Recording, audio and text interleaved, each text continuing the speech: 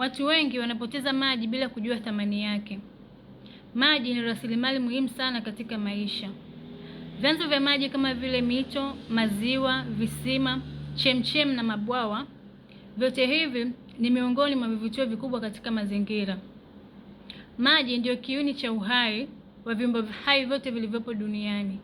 Iwe wanyama, iwe mimea, vyote hivi haviwezi kuishi bila uwepo wa maji. Hivyo tunahimizwa kulinda vyanzo vya maji kwa kuepuka kukata miti ovyo pembezoni mwa vyanzo vya maji, kuepuka kutupa taka ngumu, mfano chupa za plastiki, chupa za vioo, nylon zisizooza ndani ya vyanzo vya maji, kuepuka kudirect maji tiririka ambayo ni machafu kutoka viwandani au kutoka manyumbani ambayo yamekuwa yamecontain kemikali sumu ambazo zinakuwa sio salama kwa matumizi ya binadamu na wanyama.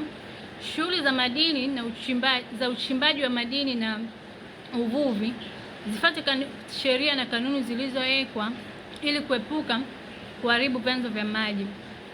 Tunahimizwa kuepuka shughuli za kilimo au shughuli za kilimo ziwe na mipaka, zisisogee karibu na vyanzo vya maji. Kulinda vyanzo vya maji ni muhimu na lazima, kwani hufanya mazingira yetu kuwa kijani unaotokana na mimea na kuonesha mvuto mkubwa. Hivyo, jamii inahimizwa kulinda vyanzo hivi ili kuhakikisha upatikanaji endelevu wa maji safi na usimamizi bora wa mazingira, kwani ukataji wa miti na uchafuzi husababisha ukame na uhaba wa maji. Tutumie maji kwa uangalifu. Thank you.